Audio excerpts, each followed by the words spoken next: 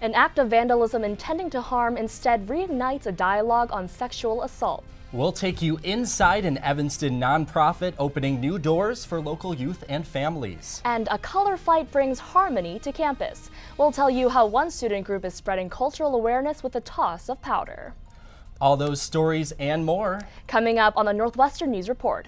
It's your news right now.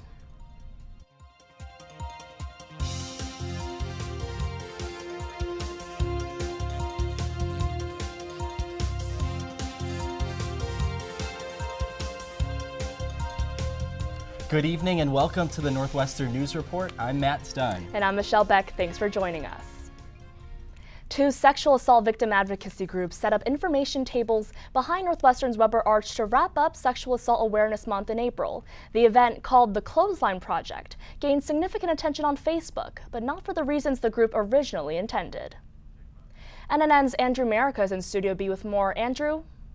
That's right, Michelle. The Chicago-based organization Rape Victim Advocates and Northwestern-based Speak for Change work to show support for survivors and spread awareness of sexual assault. Last week, they strung T-shirts with supportive messages on clotheslines as a backdrop for their cause, but Wednesday they noticed one shirt that didn't belong. Overnight, when we had all of our T-shirts down off of the clothesline, someone took the initiative to take their own white T-shirt and write feminists and put it up all by itself as their own little statement. Natalie Busaith is a volunteer with Rape Victim Advocates, and her group had been out, rain or shine, with Speak for Change Northwestern for 3 days behind the arch. I'm not sure how to feel about it, really. I don't know whether to be angry or just to laugh.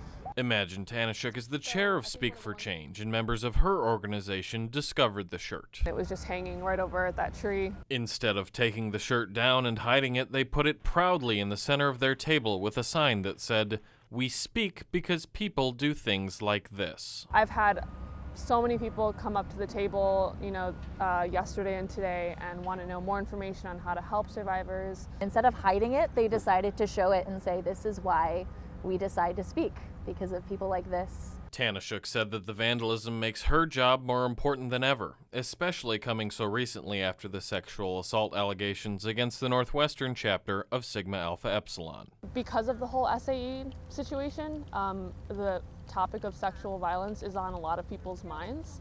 Not that it's any more relevant than it ever was, but I just think that people are thinking about it a lot more. It is hitting closer to home, like I said before, and so it's changing the way that people feel about these types of forms of activism. In the end, Busaith told NNN that the vandals missed the point. This is apolitical. This has nothing to do with feminism, has nothing to do with just women, because sexual assault happens to men and women. It happens to people of all races and ages, and this is really just about respecting people's bodies. There's no word on who put up the shirt, and both groups say they don't really care.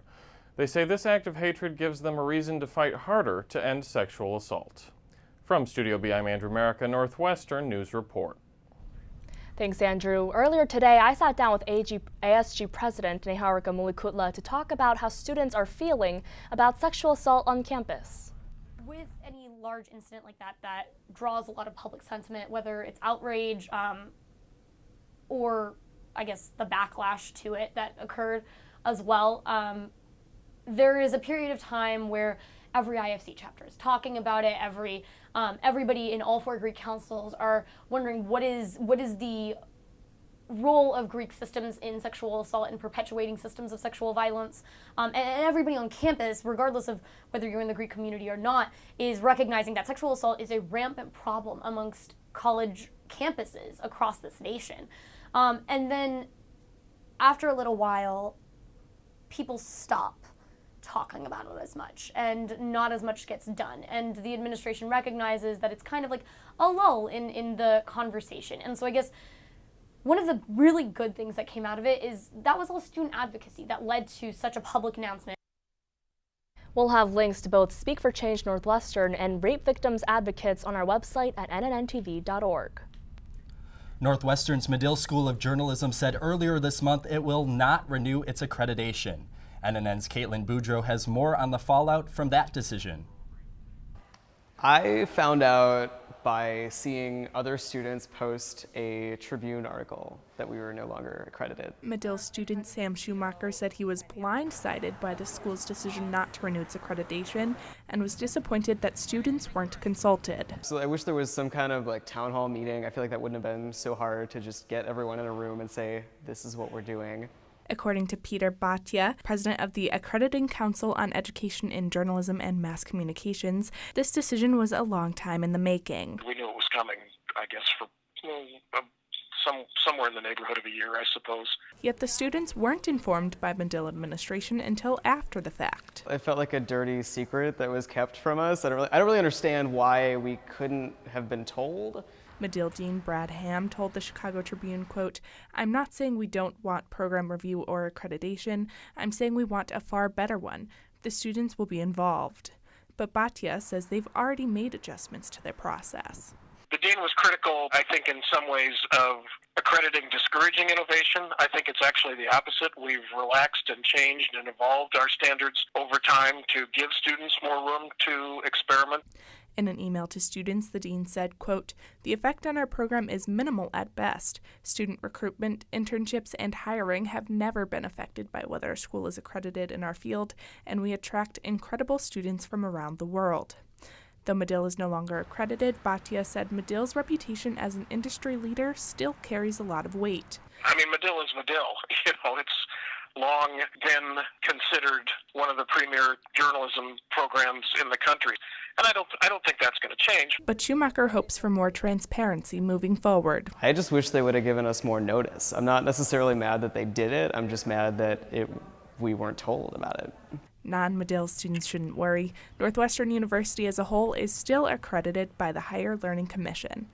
Caitlin Boudreau, Northwestern News Report. Medill can reapply for accreditation at any time, but the board says it would take 1 to 2 years for the review to be completed. That means the earliest Medill could be reaccredited would be the 2018-2019 school year. As Evanston City Council and district school boards begin their new terms, some government officials have noted a historic increase in racial diversity. Suni Kartha and Anya Tanya Vudi were elected earlier this month as president and vice president of Evanston-Skokie School District 65's board. Evanston's District 202 is also led by 2 women of color, Pat Savage-Williams and Monique Parsons. In total, District 65 has 4 people of color on its 7-member board, and District 202 has 3 people of color on its 7-member board. In both school districts, more than half of the students are non-white. Evanston City Council is also diversifying. Of the 9-member council, 6 are female and 3 are black. President Kartha says diversity is already a priority for Evanston's residents and should be a priority for Evanston's elected leaders as well. If you ask most people why they live in Evanston, diversity becomes one of the top, it is usually listed as one of the top reasons. We're not just saying diversity for the sake of diversity. We actually want to see that reflected in our local leaders and decision makers.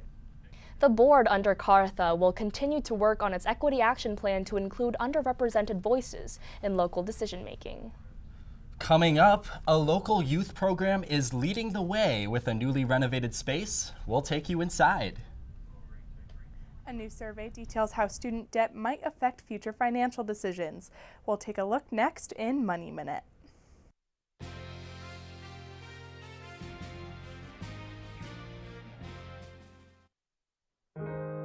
At Northwestern, we're wildcats in every way.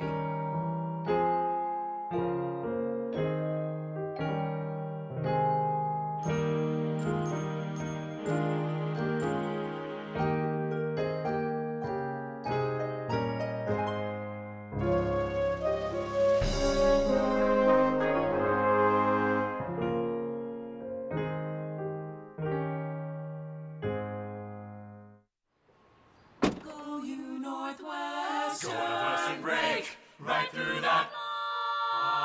With our colors flying, we will cheer you all to go. Go you Northwestern, fight for victory, sweet victory, for the fame of our fair name, and go Northwestern, win that game.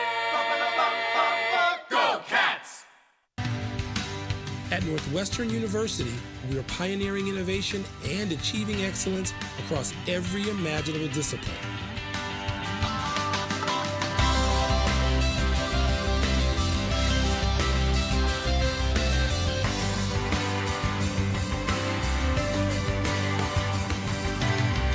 At Northwestern University, the possibilities are endless. Mom and Dad, don't pack up those bedrooms just yet. Good evening, and for Math's Done, I'm Caitlin Boudreau. More than 1/4 of college students plan to move back in with their parents after graduation, according to a new survey. That's because of crippling student debt. According to the survey by TD Ameritrade, more than 30% of young people between the ages of 20 and 26 owe somewhere between $10,000 and $50,000 in student loans. The average debt for people in that age range is just over $10,000, but the average debt for students still in college is even higher, coming in at nearly $12,000. Most millennials plan to have their debt paid off by age 40, but nearly 30% of young people will repay student loans well into their 40s. Those students will spend a significant portion of their life in debt, and the survey found major implications for future financial decisions. For 40% of millennials, repaying student debt means postponing buying a home. Nearly 30% said they will delay saving for retirement, and 25% said they will put off getting married. Are the loans worth it? Well, nearly 70% of participants said yes, their education was worth the debt, while almost 1/4 of respondents said the education will never be worth the financial strife.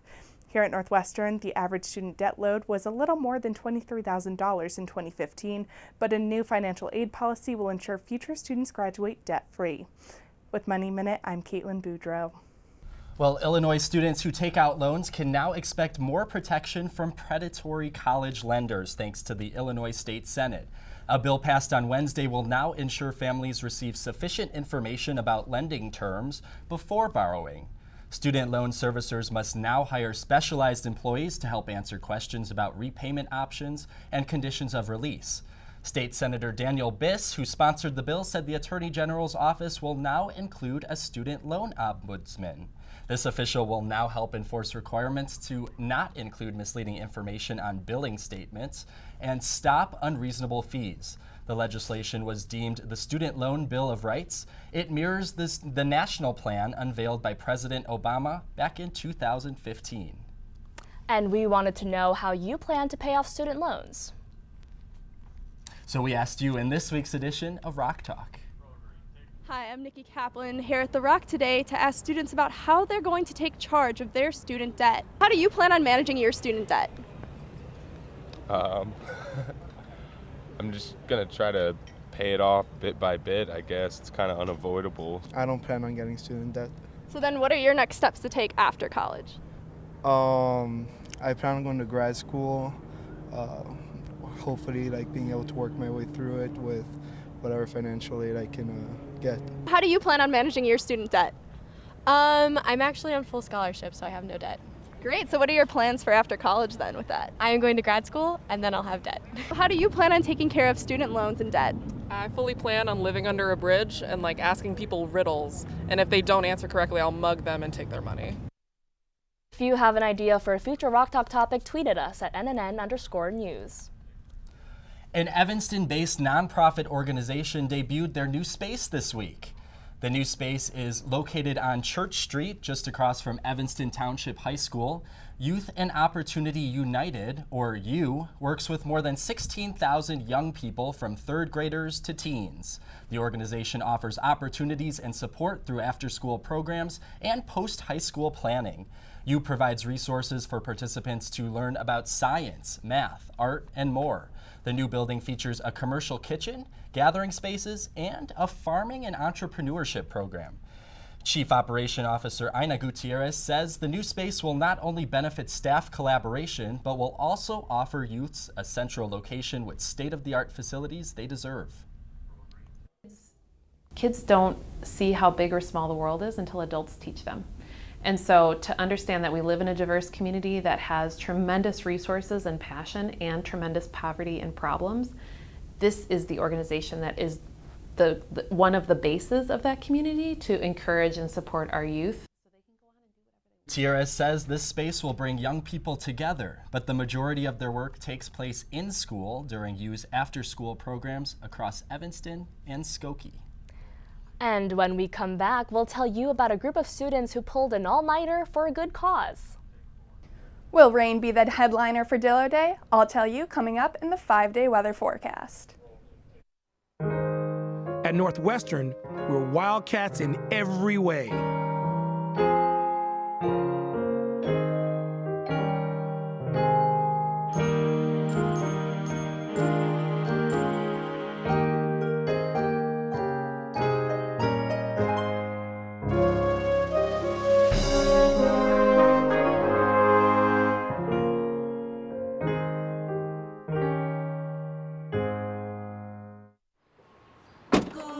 Northwestern, break right through that. With our colors flying, we will cheer you all to go. Go you Northwestern, fight for victory, sweet victory, spread for the fame of our fair name, and go Northwestern, win that game. Go Cats! Good evening, I'm Kelly Norris, and here's a look at our 5-day weather forecast. We have a gorgeous few days ahead of us, so let's dive in. Tomorrow we will experience the 7-day high of 82 degrees. It'll be partly sunny skies, but don't let it fool you. There will be a light breeze and temperatures will cool to 65 later in the night. On Thursday, prepare for much of the same. The high will be 78, and although there is expected to be more sun throughout the day, the low could dip down to around 50. Unfortunately, that's where the warm weather stops. Friday calls for umbrellas and sweaters with a chance of showers around 1 p.m. and a high near 58. Anyone going to the Cubs game on Friday afternoon will want to prepare for mostly cloudy skies. Finally, let's take a look at Saturday, the day we all have been waiting for, Dillo Day. Right now, the temperatures look below average with a high of 65 degrees and a low of 55. But for a larger issue for the Lakefront Music Festival is a chance of thunderstorms throughout the day. Luckily, right now we aren't expecting high winds, which is why the festival was canceled in 2015. And lastly, on Sunday, there's a chance of showers and a high of 64, giving everyone a perfect excuse to relax inside. The low is expected to be around 49. Make sure to check the Northwestern News Network Facebook page throughout the week for updates on Dillo Day weather and any announcements from Mayfest. Back to you. Thank you, Kelly. A little rain for Dillo, but I think we can all handle it. Well, students gathered outside Norris this week to march through a different kind of arch. NNN's Meredith Sonnefeld caught up with students relaying for life. Students walked laps around the Norris lawn this week, but it wasn't just for exercise. I'm here today to support my mom as well as everyone else's families, I guess, who've been touched by cancer. Relay for Life of Northwestern hosted the group's annual event this week. Students formed teams and took turns walking laps for 12 hours. The team set up tents, enjoyed food, and walked to give cancer survivors hope.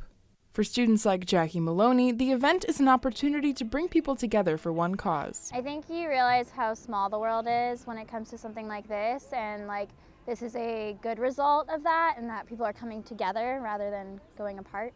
The president of Relay for Life of Northwestern, Josip Gohar, says the money will benefit a variety of American Cancer Society needs. When you think ACS, you think either research grants and cancer research grants and all that, but it also goes to patient programs and services. So they provide wigs for patients who've lost their hair to chemo, they provide rides to treatment. Gohar says this year is the most successful Relay for Life event. You know, here at Northwestern, we know Dance Marathon's the biggest thing. They raise over $1 million every year, and that's something Relay always tries to strive for, go bigger and better every single year and be able to bring that kind of buzz on campus. So to see it actually happening before our eyes, it's everything I could ask for, really. The group hosts a variety of events throughout the year, all benefiting the American Cancer Society. Meredith Sonnefeld, Northwestern News Report. By morning, the group raised more than $110,000, breaking their previous record. Another student group is making a difference in the lives of those with life-threatening medical conditions. It's called Wishmakers, and it hosted a variety show Sunday night to raise funds. This is Abby, and Make-A-Wish sent her to Disney World. At the show, her mom described her daughter's battle with cancer and the support her family received from the foundation. But the students at Sunday's show didn't just wish for change. They danced, sang, and performed for it. The event featured dance groups, a cappella groups, and musical acts. Performers included Refresh, Brown Sugar, and Blast. Their goal? To grant even more wishes for kids like Abby. Director Chad Hanaoka said he wanted the event to show the impact granting a wish can have on a child's life. I really want this, even moving forward in the next year and in the future, to be a night where we can all come together for this incredible cause and just have a great night, celebrate those lives and the people who have been touched by wishes, and also just raise money so that more can be granted for more children out there. Next, we'll show you how Wildcat Baseball made its pitch for an impressive weekend series.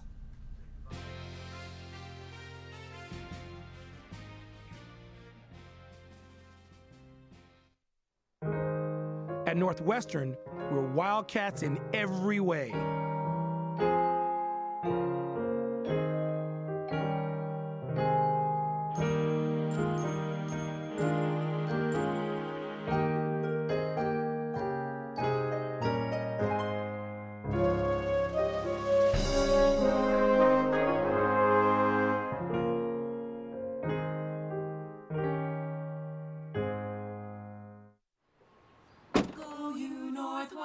Northwestern break right through that.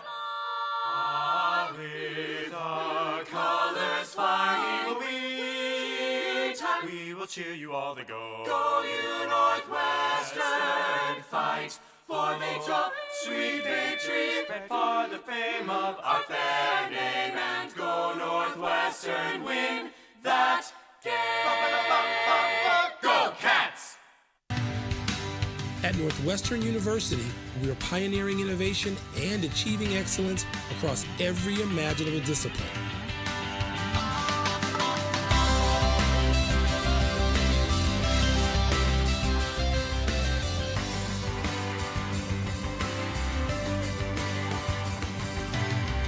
At Northwestern University, the possibilities are endless.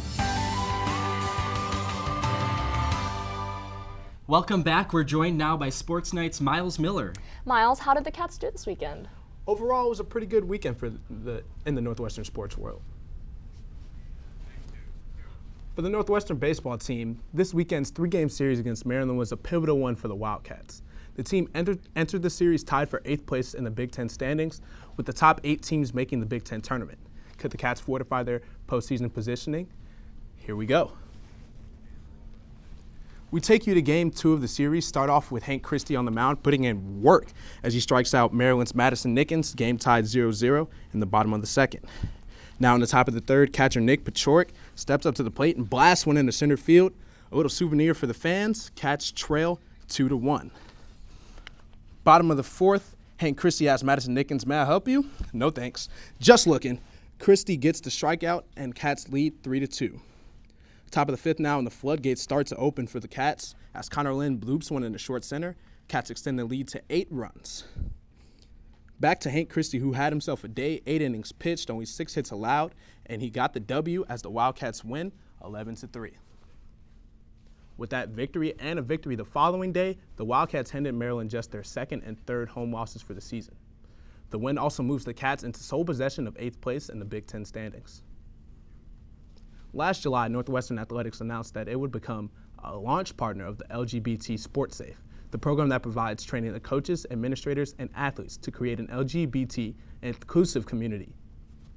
Sports Night's Olivia Reiner has details on its impact nearly 1 school year later.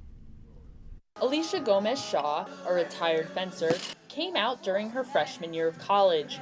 Away from home, Gomez-Shaw turned to her new family for support, her teammates. They're there to back me up, and if I go somewhere, like if someone says something homophobic, which thankfully has never happened, I know that there are people there that are going to help support me and back me up. Since she arrived on campus, Gomez-Shaw says Northwestern Athletics has been building an accepting environment. The department's recent partnership with inclusion program LGBT Sports Safe led to the launch of Northwestern Athlete Alliance, an affinity group for LGBTQ athletes and allies. This new group is much more focused on just creating a community and having friends in a safe space and being able to kind of explore who you are. According to sophomore swimmer Jack Thorne, allies specifically are crucial support for LGBTQ student athletes. When I grew up, I didn't have really any gay friends, so having all of my straight friends kind of rally around me and support me while I was coming out and after I was out, that was such a huge thing. While Athlete Alliance is a Northwestern athletics initiative driven by student athletes,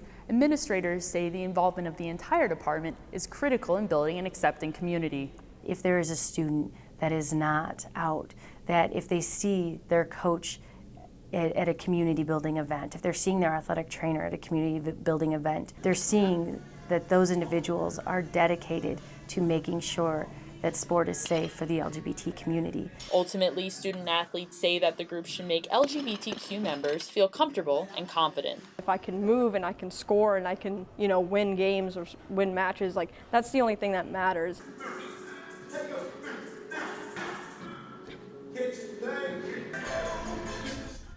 Northwestern Athlete Alliance kicks off its first event, a kickball game, on May 16th.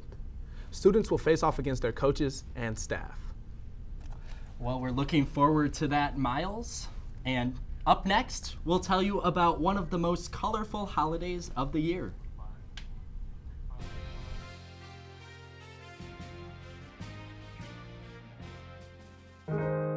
At Northwestern, we're Wildcats in every way.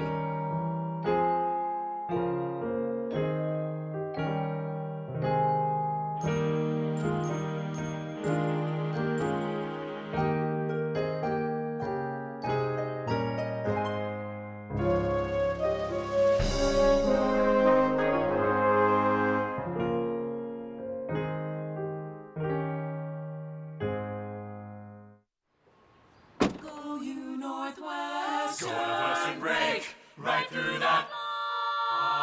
With our colors flying, we will cheer you all to go. Go you Northwestern, fight for victory, sweet victory, spread for the fame of our fair name, and go Northwestern, win that game. Go Cats! As the warm weather finally sets in and spring approaches, many student groups are organizing events that add color to campus. Last week, Northwestern University's South Asian Student Alliance did just that. NNN's Hyo-jung Kim learned more about NU Holi. Also known as the Festival of Colors, students celebrated NU Holi on Deering Meadow last Sunday. Well known for its color fight, Holi is a South Asian tradition commemorating the defeat of the demon Holika and the arrival of spring. This festival, by throwing colors on your friends and family, you're throwing protection onto them, and also it's a way to welcome spring, so with all of this color and the vibrancy of life. From the music to the samosas and color powder, the festivity was entirely free. Although originally a Hindu tradition, NU Holi attracted students regardless of their race, ethnicity, or religion. Everyone says it's her job as Salsa Cultural Chair to make South Asian culture more accessible to everyone. So Holi is a great example of an event that's completely free to students. The colors, the food, the atmosphere, the music, it's all free and welcome to any student. McCormick graduate student Rosalia Rizzo says cultural events like Holi are a great step towards spreading cultural awareness. I checked out what Holi was because of this event and stuff. I definitely feel like getting to know people from the cultures is more helpful towards spreading what the culture is actually about. Even though students can watch the color out of their clothes, Sasa hopes the lessons won't fade away. Hyo-jung Kim, Northwestern News Report. Sasa's other major cultural events, Diwali Fest and Garba Night, will be held in fall quarter and will be open to everyone. Wow, that really looked like a lot of fun. You know, I've never done NU Holi, but I've done one of those color runs. No, I don't run. What about you? Actually, I have done a color run. They're pretty fun, not gonna lie. Lots and lots of showers to get clean after that. Yeah. Well, that's all the time we have for tonight. I'm Matt Dunn. I'm Miles Miller for sports. And I'm Michelle Beck. Thanks for joining us, and make sure to tune in next week to our annual Chicago show.